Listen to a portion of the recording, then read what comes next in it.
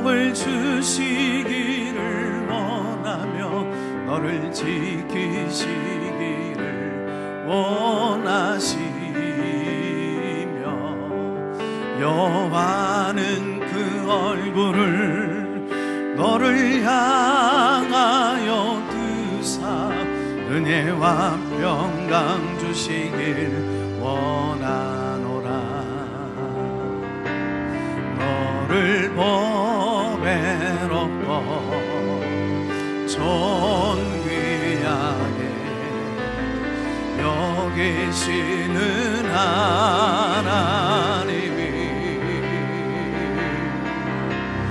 내 삶 속에서 이 약속을 신실하게 예루살렘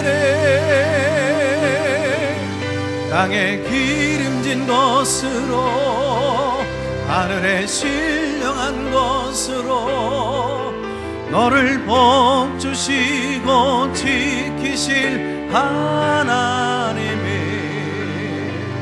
너의 영혼 잘 되도록 은혜 베푸시며 영광으로 인도하시리.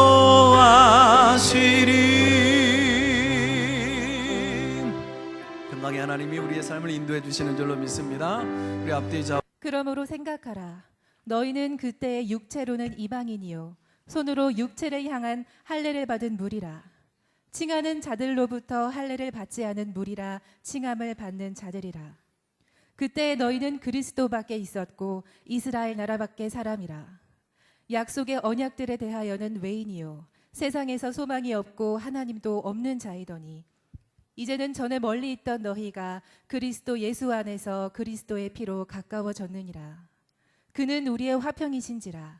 둘로 하나를 만드사 원수된 것 곧 중간에 막힌 담을 자기 육체로 허시고 법조문으로 된 계명의 율법을 폐하셨으니 이는 이 둘로 자기 안에서 한 세 사람을 지어 화평하게 하시고 또 십자가로 이 둘을 한 몸으로 하나님과 화목하게 하려 하심이라.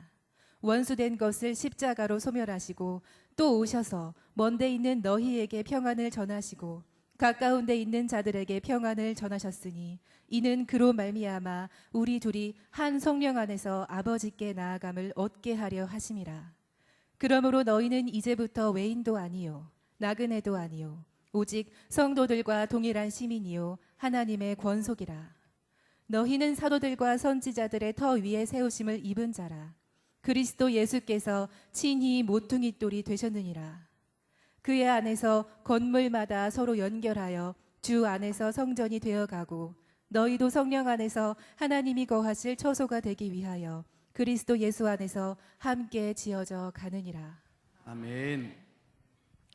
자, 한번 따라서 한번 해보겠습니다. 함께 지어가는 공동체. 어느 교회 광고 시간에 이런 일이 일어났었습니다. 아무개 장로님께서 직장 관계로 멀리 이사를 가게 되어 오랫동안 얼굴을 보지 못하게 되었습니다. 예비 마치고 서로 인사하시기 바랍니다. 이제 다 같이 일어나서 우리 찬송가 우리 함께 기뻐해 찬송하시겠습니다. 또 아무개 권사님이 별세하셨습니다. 유족들을 위로해 주시기를 바랍니다. 내일 새벽 장례 예식이 진행되어집니다. 자, 이제 다 같이 모두 일어나 찬송하시겠습니다. 이 기쁜 소식을 온 세상 전하세. 옆에 있는 분 보십시오. 웃으세요. 내가 떠나고 죽는 것이 우리의 아픔이 되고 슬픔이 되어야 되지 않겠습니까? 이 땅에는 완전한 목사도 없고 완전한 성도도 없어요. 또 완전한 가정도 없고 완전한 교회도 없습니다. 약점 많고 허물 많은 사람들이 이곳저곳 몰려들어서 사는 곳이 교회요, 가정이요, 그리고 세상입니다. 그래서 서로 위로하고 또 격려하고 서로 덮어주고 서로 보듬어주면서 살아야만 살 수 있는 곳이 이 세상입니다. 교회는 어떨까요? 더더욱 마찬가지입니다. 서울에서 중소기업을 하고 있던 아무개 어떤 분, 서울에서 전통적인 교회를 출석하게 되었답니다. 처음에는 뭣도 모르고 아내를 따라 교회를 다녔는데 한 발 두 발 교회를 이렇게 들여다 놓는 순간 교회의 약점과 허물이 눈에 들어오기 시작했답니다. 교회 오면 사랑받을 줄 알았는데 의외로 친한 사람들끼리 똘똘 뭉쳐 있더랍니다. 사회적인 위치도 있고 해서 교회에서는 내가 임원을 맡아야 되겠다 생각을 했는데 교회 짬밥수가 이렇게 무서운 줄을 몰랐대요. 군대 짬밥은 저리 가랍니다. 예수 믿는 사람들은 정직하게 사는 줄로 알았는데 자신은 물론이거니와 주변 사람들 살펴보니까 믿는 사람이나 안 믿는 사람이나 피장파장 그게 그거더랍니다. 교회에는 용서가 있겠지 생각했는데 교회 안에서도 보니까 토닥토닥 싸우는 소리가 들려옵니다. 이제 아예 발을 쭉 빼고 냉소주의자가 되어져서 구경꾼처럼 신앙생활을 하던 차에 계기가 되어 어떤 신도시 아파트로 이사를 오게 되었더래요. 마침 집 앞에 크지 아니한 아담한 교회가 있어서 등록을 했지요. 서울에서 이사 온 아무개 집사입니다. 그랬더니 목사님이 금방 눈이 휘둥그레져가지고 감투는 다 씌워주더랍니다. 얼마나 기다렸던 일인지 목사님과 손발이 척척 맞았습니다. 야, 이제 목사님을 도와서 내가 바라던 그 멋진 교회를 한번 이루어 봐야지. 그런데 웬걸요, 처음엔 좋았지요. 1년이 채 되질 못해서 교회 온갖 갈등에 자신이 중심에 서 있는 것을 보게 되어졌고 상처란 상처는 다 끌어안게 되어졌더랍니다. 다른 사람들이 나 때문에 교회 생활이 행복하지 못하대요. 목사님도 이 사람이 내 목회에 걸림돌이 되겠구나 실망을 하시더래요. 서로 기대치가 높았던 만큼 크게 환멸을 느꼈겠지요.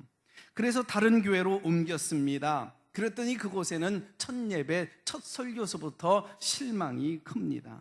이 일로 부부간에 싸움이 잦아들게 되어졌죠. 그래서 부부가 합의하여 당분간은 교회를 가지 아니하고 가정에서 남아 가정 예배를 드리기로 했습니다. 교회 가서도 은혜를 받지 못했던 두 분, 가정 예배에 무슨 은혜와 임재가 있었겠는지요. 가정 예배도 한 번, 두 번 드리다가 흐지부지 되고 말았습니다. 이제 교회를 포기하기에는 신앙이 들어도 너무 들었던 거지요. 이제 좋은 교회는 어디 없을까? 11시 예배 때 그래서 이 교회 저희 교회 어느 교회로 갈까? 예전 교회로 차라리 돌아갈까? 천국에서나 있을 법한 그 이상적인 교회를 찾아 헤매고 다닙니다. 이런 분들이 자주 부르는 애창곡이 있다고 그러죠. 오늘도 걷는다마는 정처 없는 이 발길 짜잔짠. 그러나 어디에 가도 마찬가지죠. 이제는 나를 반겨주는 교인들, 목사님들의 환대가 이것이 순수하게 받아들여지지 아니합니다. 나를 교인으로 잡아두려고 하는 하나의 위선으로밖에 보이지를 않아요. 여기에는 문제가 없겠지 하고 문 쏙 열고 들어가 보면 여기엔 더 큰 문제가, 아픔이, 상처가 기다리고 있는 거죠. 하루는 냉소주의자로, 하루는 불평주의자로 그렇게 불행한 성도로 삶을 꾸려나갑니다. 신앙생활의 행복을 잃어버리고 만 거죠. 자, 이 아무개 집사처럼 우리가 처음 초대교회 집사들은 어떻게 신앙생활을 했을까? 그렇게 얘기하고 있는 이상적인 천국의 모델이 되어진 그 초대교회 신앙생활, 그들도 역시 이렇게 신앙생활 하다 보면 천국이 건설되는 줄 알았어요. 그러나 교회에 들어가 보니까 초대교회 안에도 교회의 아픔과 상처가 있었다는 거예요. 갈등이 있었습니다. 분열이 있었습니다. 세상에서도 외로웠는데 교회에 오니까 소외감을 느낄 수밖에 없었어요. 그래서 저마다 교회를 비판하는 소리가 이곳저곳에서 들려왔었습니다. 그러다가 정작 쓰러지고 넘어지는 사람은 비판하고 있는 자기 자신이었다는 얘기예요. 이방인이나 유대인들이 교회에 들어오게 되어지면서 그들은 하나같이 교회론을 자기 나름대로 가지고 들어온 거예요. 교회는 이래야 된다, 교회는 저래야 된다, 마음대로 평가하고 비난을 하기 시작합니다. 그래서 사도 바울은 말합니다. 너희들은 지금까지 이방인이었고 무할례당이라 칭함을 받았던 자들이 아니냐? 아직도 너희들 생각이나 가치관이 너무 세상적이니 하나님의 그 교회를 너무 쉽게 말하려고 하지 않는 것이 좋겠다. 도대체 교회를 너무 쉽게 판단하거나 폄하하지 않았으면 좋겠다. 고쳐야 한다고 한다면 너희들 자신 스스로가 고치는 것이 좋겠다. 오늘도 한국의 많은 성도들이 교회로 들어올 때마다 자기 나름대로의 교회론을 가지고 들어옵니다. 교회는 친절한 곳이다. 어떠하든지 간에 나를 반갑게 웃어주고 맞이해 줘야 된다. 교회는 구제를 많이 하고 봉사도 많이 해야 된다. 큰 교회는 작은 개척교회를 도와줘야 되고 선교를 많이 해야 된다. 교회는 한없이 커지고 커지는 교회가 건강한 교회다. 아니 무슨 소리냐? 교회는 작아야 되고 가족 공동체를 유지해야 된다. 그래야 교회답다. 예배는 열정적인 것이 좋겠다. 큰 소리로 기도하거나 그렇게 정말 막 이렇게 부르짖는 기도, 그 뜨겁게 예배 드리는 그 기도하는 곳이 은혜로운 곳이다. 무슨 소리냐? 교회는 점잖아야 되고 묵상 기도를 드리는 그 성도가, 그 교회가 깊은 은혜의 영성을 소유하고 있으며 큰 소리를 기도하거나 야단스러우면 안 된다. 그게 진짜 교회다. 자기 나름대로의 교회론을 가지고 그 가치관을 가지고 교회에 들어옵니다. 그래서 내 생각과 맞지 아니하면 거의 무차별에 가까운 사격을 그리고 비판을 합니다. 그러다가 교회 생활과 신앙 생활에 굉장한 위기와 위험 생활에 스스로 빠져들고 맙니다. 교회는요 언제나 유아성이 남아 있어요. 성숙되지 못한 신앙인들이 어느 교회나 있을 수가 있다는 말이죠. 이것은 교회의 역사와 전통과는 여러분 아무런 상관이 없습니다. 주변에 보면 어린아이와 같은 그 교인들이 언제나 곳곳에 있을 수 있기 때문에 그렇습니다. 어린 아기들도요 나름대로 아픔이 있고 또 시련이 있답니다. 엄마 이 발음 하나 내뱉기도 힘들어 죽겠는데 시골에서 작은 할머니가 올라오셔서 야 할머니 한번 해봐, 작은 할머니 한번 해봐. 아이가 미치겠대요. 기는 것도 힘든데 고작 새우깡 하나 미끼로 일어서 봐. 너 내 품으로 달려와 볼래? 그럴 때면 아이들이 확 패주고 싶답니다. 여러분 서둘지 말고 기다려줘야 됩니다. 여러분 기지 못한다고 걷지 못한다고 욕하면 안 되는 거죠. 이 세상에서 가장 경외감을 가지고 지켜봐줘야 할 것이 바로 다른 사람들의 신앙생활이고 우리 자신들, 우리 모두의 교회 생활입니다. 면사포를 쓰고 지금 식장에 들어가고 있는 한 신부를 대하듯이 어머니 뱃속에서 지금 갓 태어난 어린 생명을 대하듯이 경외감을 가지고 바라봐야 됩니다. 신부에게 오물을 뒤집어 씌우는 사람도 없고 신부의 면사포를 갈기갈기 찢어놓는 사람도 없고 신부 왜 이리 못생겼노? 비난하고 비판하는 사람도 없습니다. 그냥 축하해주고 바라봐주는 것이 결혼식장이지요. 그것이 교회를 향한 그 구성원, 교인들, 우리들의 자세와 태도입니다. 왜 교회는요 바로 주님의 신부이기 때문에 그래요. 할렐루야. 우리가 교회를 이야기할 때는 교회는 눈에 보이지 않는 교회가 있고 눈에 보이는 교회가 있습니다. 눈에 보이지 않는 교회는 사실 본질적인 교회예요. 원론적인 교회요, 하나님의 나라요, 여러분 완전한 교회입니다. 그러나 우리 눈에 보여지고 있는 교회는 아가페 교회, 이 지역 교회, 온누리 교회, 사랑의 교회. 그러나 이 지상에 있는 교회는 완전한 교회가 아닙니다. 우리가요 교회를 생각할 때 혼란을 겪게 되어지는 이유가 뭘까요? 지상의 교회, 우리 교회만큼은 완전해야 된다라고 생각하는 데서 생겨진 오해입니다. 이 땅의 교회는요 천사들이 모여지는 곳이 아니라고요. 다 하나씩 잘못이 있고 뭔가 부족한 사람이 있고 뭔가 바라는 사람이 있고 죄인들이 모이는 곳이에요. 끊임없이 지난 한 주간도 오늘도 죄와 싸우는 그러한 부족한 죄인들이 초청받아서 불러온 곳이, 모여든 곳이 바로 교회입니다. 지상의 교회는요 완전한 하나님의 나라가 아니라고요.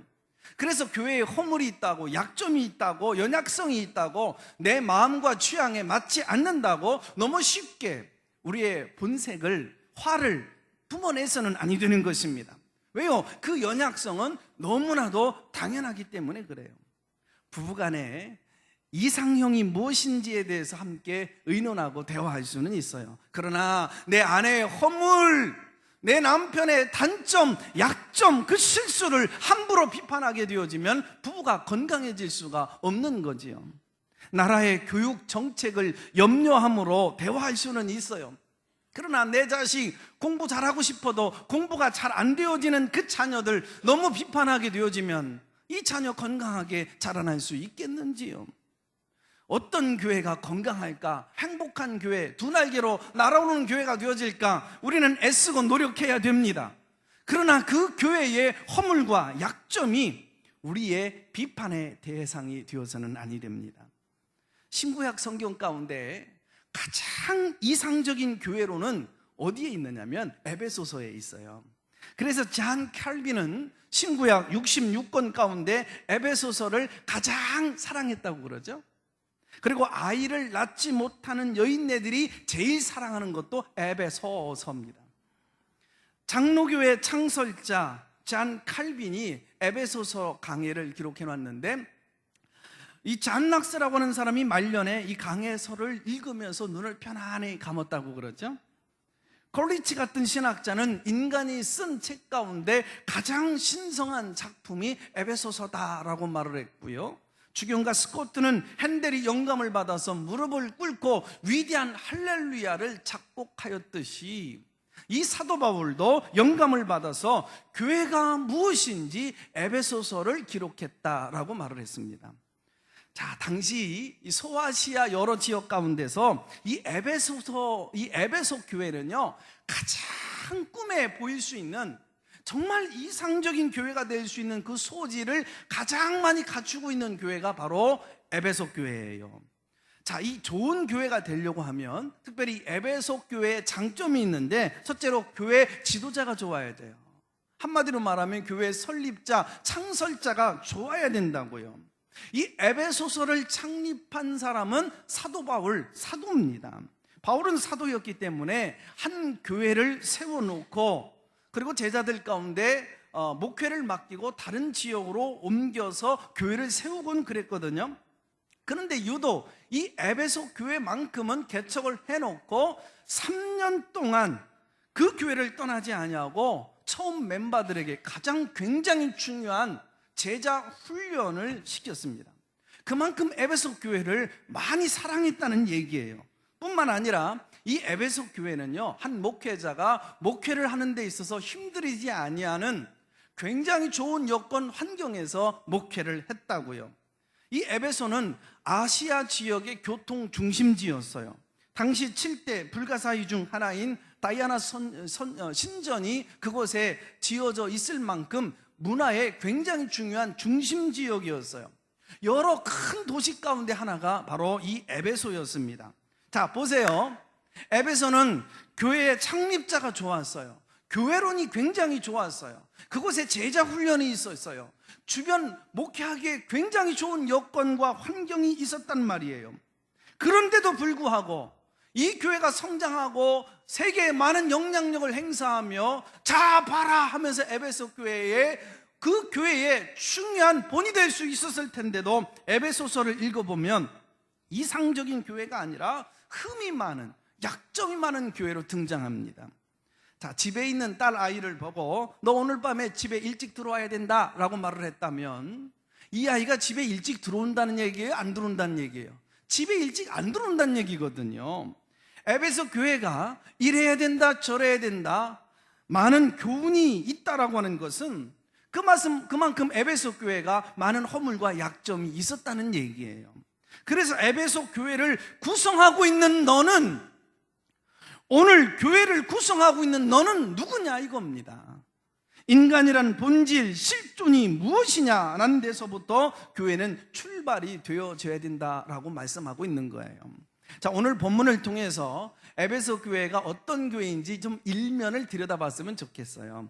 에베소서 4장 25절 에베소 교회의 실상, 바울은 거짓을 버리고 각각 그 이웃과 더불어 참된 것을 말하라 그랬습니다. 무슨 뜻이냐면 에베소 교회 안에 거짓되고 진실하지 못한, 정직하지 못한, 부정직한 그런 사람들, 위선이 가득한 사람들이 많았다는 얘기예요. 26절 분을 내어도 죄를 짓지 말아라. 아니 예수를 믿어도 신앙이 연륜이 차고 직분을 받고 은사도 받고 체험도 있다고 하는 사람들이 아직도 혈기를 버리지 못하고 걸핏하면 화를 내고 집에서나 해야 될 일들을 교회 와서도조차 성질을 드러내는 사람들이 있더라 이거예요. 29절 더러운 말은 너희 입 밖에도 내지 말아라. 교회 안에 쌍소리가 들려와요. 음담을 좋아하는 사람이 있고 아직도 이간질하고 흉보고 헐뜯고 입술로 범죄를 하는 사람들이 수두룩했다 그런 얘기예요. 오늘 읽은 2장 전체의 내용을 분위기를 보면 유대인과 이방인이 하나가 되질 못해요. 여전히 갈등하고 싸움박질하는 장면이 나옵니다. 이 모습이 바로 이상적인 에베소 교회의 모습이었어요. 우리가 꿈꾸는 이상적인 교회는 그저 훌륭한 영향력 행사하는 성인들이 모여서 천국을 건설해 놓고 살아가는 그런 그림들이죠. 그러나 실상 교회는 죄인들이 모여서 오늘도 의롭게 되려고 함께 몸부림하고 있는 공동체입니다. 그래서 오늘 본문의 클라이막스 21절로 22절로 이어가면서 참 이 교회론의 절정을 보여주고 있어요. 21절 성전이 되어가고 성전이 지금 완전한 교회로 세워졌다라는 뜻이 아니에요. 지금 되어가야 되고 완성형이 아니라 진행형이에요. 그리고 22절 함께 지어져 가느니라. 성전 건축이 끝난 게 아니에요. 지금 공사 중이라는 얘기예요. 미래형이에요. 지난 200여 년 동안 이 지구상에 완벽하고 완전한 교회는 없었습니다. 그 완성을 향하여 오늘 모든 교회들이 한국교회가 오늘 아가페 교회가 나아가고 있는 줄로 믿습니다. 그래서 교회는요 성자들이 모이는 곳이 아니에요. 죄인들이 모이는 거예요. 교회는 천국이 아닙니다. 건축으로 말하면 지금 공사 중이에요. 건축 중이에요. 병원으로 말하면 지금 교회는 병원이에요. 치료 중이에요. 모든 성도로 지금 고침받고 있는 중이라고요. 그렇습니다. 에베소 교회가 말하는 이상적인 교회상이 뭘까요? 지금 건축 중이다. 지금 고침을 받고 있는 병원이다. 여기에는 아픈 사람들이 많이 있다는 인정하는 데서부터 시작이 되어집니다. 너도 아프고 나도 아프고 너도 허물이 많고 나도 약점이 많다. 이 교회는 여기서부터 시작되어져야 됩니다. 한국 교회를 보니까요 참 마음이 아픈 분들이 많이 계셔요. 혈기를 부리는 분도 많고 교만한 분들도 많이 있습니다. 거짓을 버리지 못하는 분들도 많이 있습니다. 입이 너무 가볍고 거칠어서 주변 사람들에게 상처를 주는 분들이 있어요. 한번 삐지면 쉽게 돌아오거나 회복되질 못하는 분들도 있고요. 때문에 우리가요 교회 생활하면서 이런 분들을 만나잖아요. 놀라지 마십시오. 왜요? 내가 그런 사람들 중에 한 사람이기 때문에 그렇습니다. 내가 누구를 비판할 수 있겠습니까? 교회에 흠이 있다고 마치 전 교회가 타락한 것처럼 매도하거나 폄하하지 말아야 됩니다. 그 흠은 바로 누구의 흠이라고요? 나 자신의 흠이기 때문에 그래요. 이제 우리는 교회에 대한 생각과 개념을 바꿔야 됩니다. 교회는 천사들이 모이는 곳이 아니라 여전히 부족하고 모자란 사람들이 모여 사는 것이다. 교회는 아직도 건축 중이다. 교회는 아직도 치료 중이고 병원이다. 만약 이 땅에 살아가시다가요 흠과 티가 없는 아주 이상적인 교회를 만나시거들랑 여러분 그 교회에 등록하거나 그 교회 다니지 마십시오. 왜냐하면 그 교회의 한 멤버가 되어지는 그 순간 그 교회는 갈등이 일어날 것이고 문제가 일어날 것입니다. 허물과 모순이 생겨지게 될 거예요. 왜요? 나 자신이 흠과 티와 모순에 쌓여있기 때문에 그래요. 한 학생이 꿈에 숙제를 막 풀고 있었어요. 한 아이가 호랑이에게 쫓기다가 낭떠러지 앞에 딱 선 거예요. 이때 어떻게 해야 하느냐라고 하는 문제였어요. 어떤 아이는 호랑이의 눈을 뚫어지게 쳐다보래요. 어떤 아이는 그저 쥐 죽은 듯이 가만히 있으면 된대요. 또 한 아이는 호랑이가 으릉하고 덮치는 순간 살짝 피해서 낭떠러지에 떨어뜨려 놓으래요. 아무리 토의해도 이 문제를 해결할 대답이 나오지를 않네요. 그래서 아이들이 선생님에게 선생님 정답이 뭐예요? 선생님 정답이 뭐예요? 선생님이 드디어 정답을 말씀하십니다. 정답은 말이야. 이러다가 꿈을 깨버린 거예요. 완전한 교회가 어디 있을까요? 이 지구상에서 꿈 깨라는 얘기예요. 온전한 공동체가 이 땅에 존재한다는 것은 꿈이라는 얘기입니다. 교회에 흠 많은 인간들의 모임이기 때문에 그렇습니다. 그래서 우리는 가족 아래에 있는 소중한 사람들 서로 사랑해야 됩니다. 아껴줘야 됩니다. 보듬어 주면서 살아가야 하는 것이 교회 공동체, 교회라고 하는 것이지요. 이 교회의 연약성을 우리가 어떻게 이해하고 어떻게 해결해야 될까요? 여러분, 방법 없어요. 문제는 뭐냐면 나 자신을 들여다보면 돼요. 이 흠과 연약성은 바로 내 안에, 목사 안에, 여러분 안에 있는 것들이에요. 그래서 교회는 고침을 받는 곳이에요. 좋은 병원은 언제나 많은 환자들이 몰려와서 오늘도 치료를 경험하죠. 병원은 환자들이 오는 걸 좋아해요? 돈 벌어서요? 아니에요. 병원이 존재해야 되는 그 이유를 환자를 치유하는 것이기 때문에 그렇습니다. 자신이 부족하다고 생각되어지는 분 오늘 교회 오셨습니까? 참 잘 오셨어요. 바로 이런 분들이 모여서 서로 사랑하고 격려해주고 약점을 보듬어 안아주며 칭찬하며 살아가는 곳이 교회 공동체입니다. 교회는 죄인들이 몰려오는 곳이에요. 그래서 그 교회에서 치료를 경험하고 변화를 경험해 가는 곳입니다. 그래서 교회를 토막토막 잘라놓고 보면은요, 제대로 고침받지 못한 사람들이 투성이에요. 교회가 제 기능을 발휘하지 못하는 것처럼 보여요. 또 지상의 모든 교회들이 이상이 있는 것처럼 보여져요. 그러나 그것만 보시면 아직도 교회가 무엇인지를 잘 모르는 거예요. 교회는 흠이 있습니다. 부족함이 있습니다.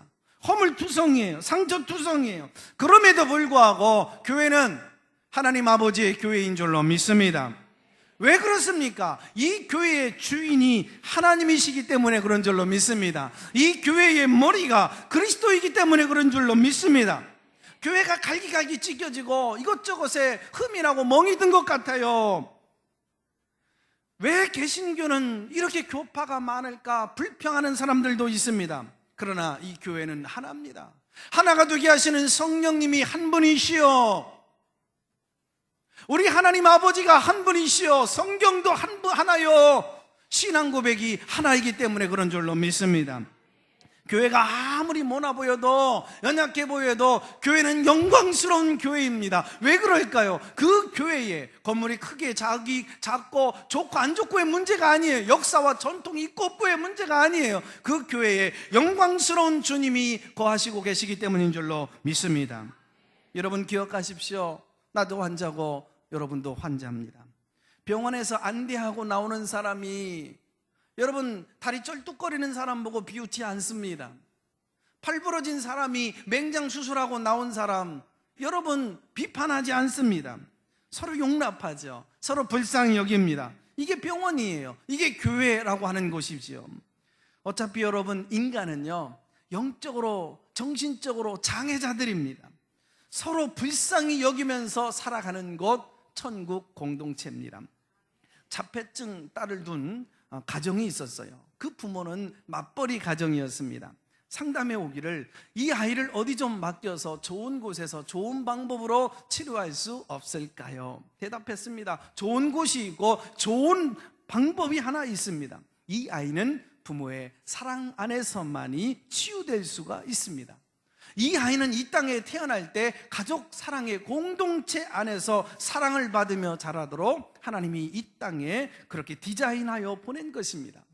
그래서 이 어머니는요, 직장을 휴직하고 아이를 돌보기 시작했습니다. 처음에는 아버지도 이 아이를 귀찮아하고 싫어했지만 나중에 아이를 사랑해 줍니다. 결국 지금은 많이 좋아졌다는 소식이겠죠. 우리가 배운 가장 소중한 일이 뭘까요? 하나님의 가족을 사랑하는 일인 줄로 믿습니다. 영적인 가족의 허물을 덮어주고 살아가는 것, 이것이 성도들의 삶입니다. 오늘 에베소서 4장 32절로 넘어가서 보면 서로 친절하게 하며 불쌍히 여기며 서로 용서하기를 하나님이 그리스도 안에서 너희를 용서하신과 같이 하라. 아멘. 누가 나를 친절하게 하기를 기다려주지 말고 누가 나를 용서해 주기를 기다려주지 말고 그저 다른 사람 비난하고 비판하지 말고 서로 친절하게 불쌍히 여기며 서로 용서하기를 하나님이 그리스도 예수 안에서 너희를 용서하신 것 같이 하라. 내 약점이 용납받았듯이 내 이웃의 사람을 용납해주고 내 약점이 감추어졌듯이 다른 사람의 약점을 감춰주는 것, 내가 하나님 앞에서 온전하게 용서를 받았듯이 이유를 묻지 말고 무조건 이웃을 용서하는 것입니다. 그 은혜의 눈으로 이웃을 보고 교회를 보고 여러분 한국교회를 보는 것입니다. 이것이 진정한 성도가 가져야 될 여러분 눈이라고 하는 거죠. 교회는요 반드시 고침을 받는 사람들, 또 고침을 받을 수 있는 그 장소가 필요합니다. 물론 여러분 우리가 이 시간 예배 드리는 이 시간 굉장히 하나님의 영광의 임재가 임하는 곳이잖아요. 영광스러운 이 예배를 통해서 우리는 은혜를 받을 수 있고 또 치유를 받을 수 있고 하나님의 임재를 경험할 수가 있어요. 그러나 내 문제를 자연스럽게 내놓을 수 있는 곳이 있습니다. 내 문제를 내어놓고도 그 문제가 다시 내 문제로 다가오지 않는 곳, 내 아픔을 끄집어 내놓고도 그 아픔이 다시 내게 다가오지 않는 곳이 있습니다. 가족들 가운데 아픔을 덮어주고 허물을 덮어주는, 실수에도 용납해주는 곳이 있습니다. 아름다운 공동체가 있습니다. 작은 소그룹이 있어요.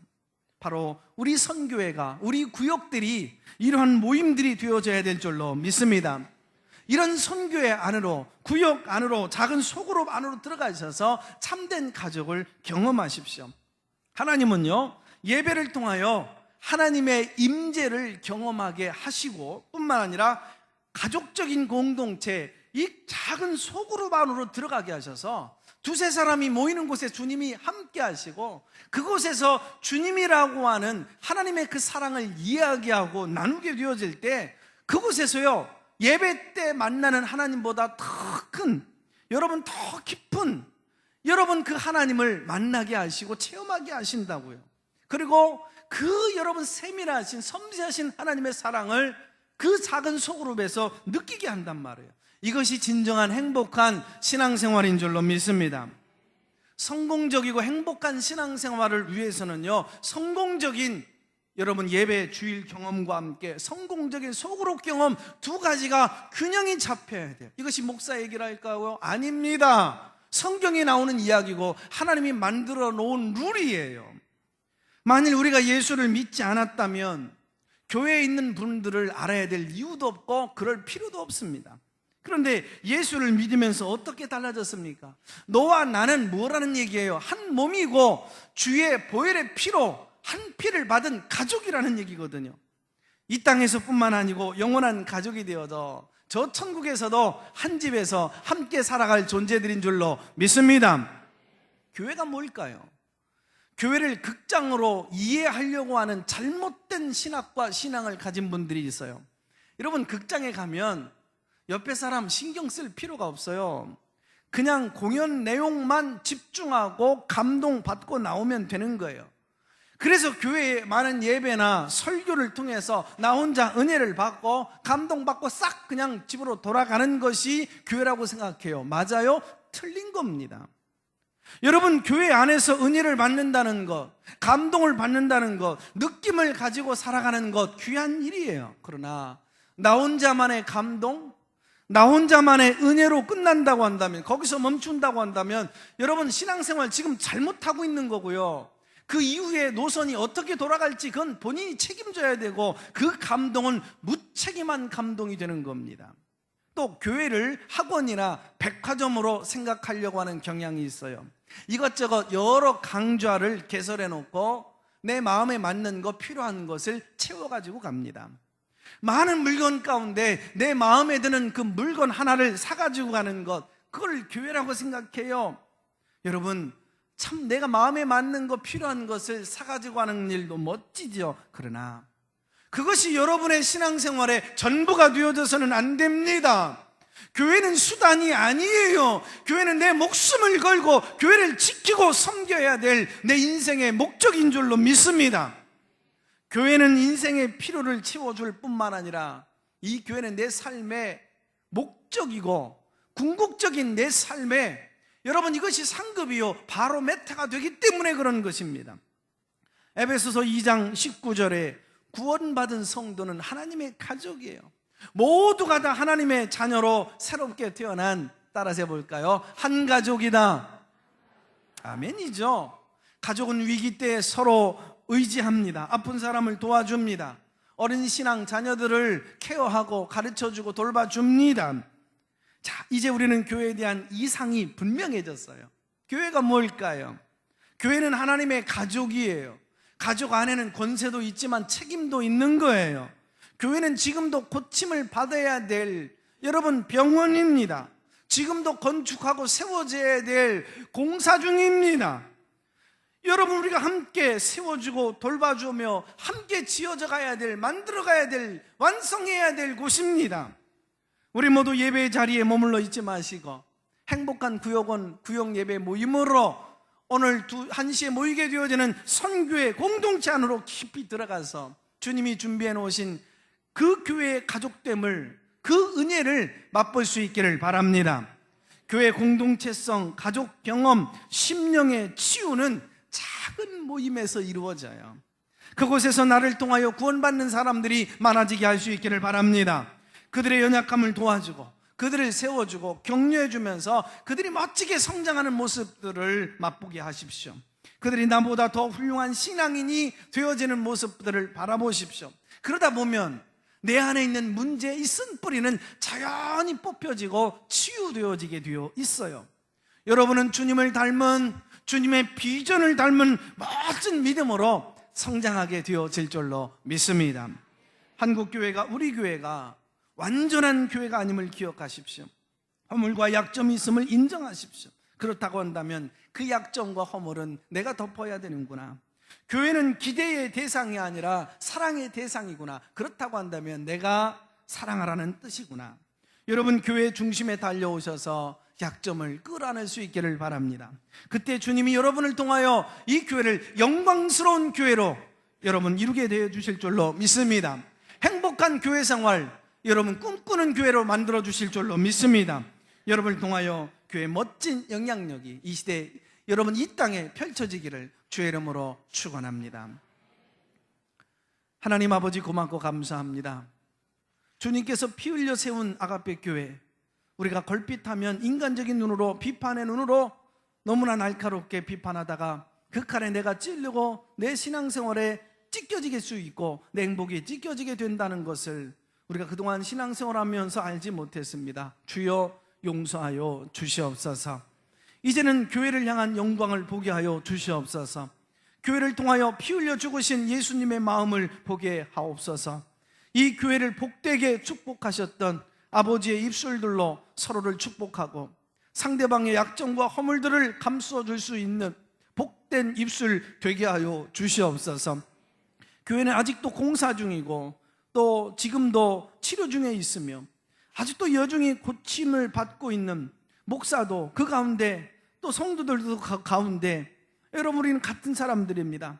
나는 너를 고쳐주고 너는 나를 감싸주고 용납해주는 복을 누릴 수 있도록 주여 도와주시옵소서. 우리 아가페 교회 예배 시간마다 하나님의 임재가 나타나는 영광스러운 교회 예배를 보기를 원합니다. 구역들을 축복합니다. 구역장님을 축복합니다. 선교회와 선교회 회장님들을 축복합니다.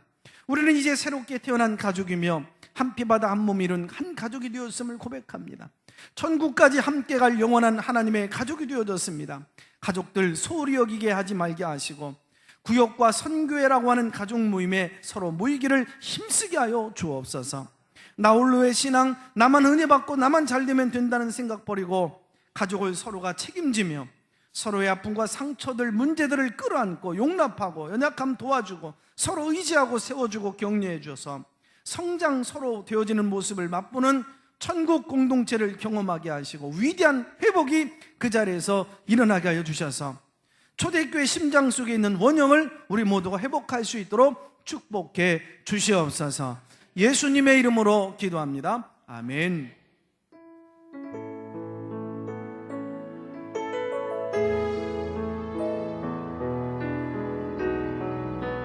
우리 옆에 있는 분 손을 잡아가면서 함께 찬양할까요? 주께 함께 두 손 모아 비나니 그 신 은총 베푸사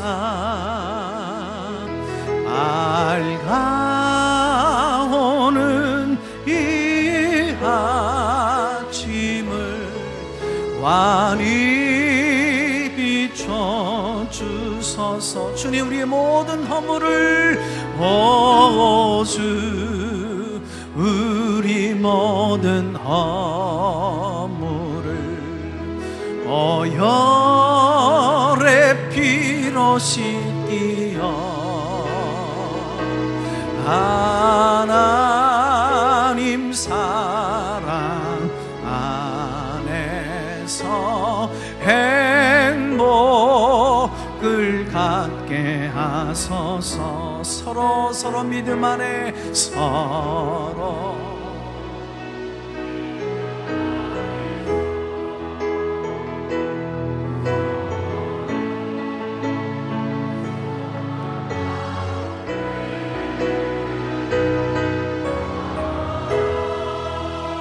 사랑 안에서 손잡고 가는 길 오주 사랑의 종소리가 사랑의 종소리가 이 시간 노래 모두를 감사케 하여 주소서.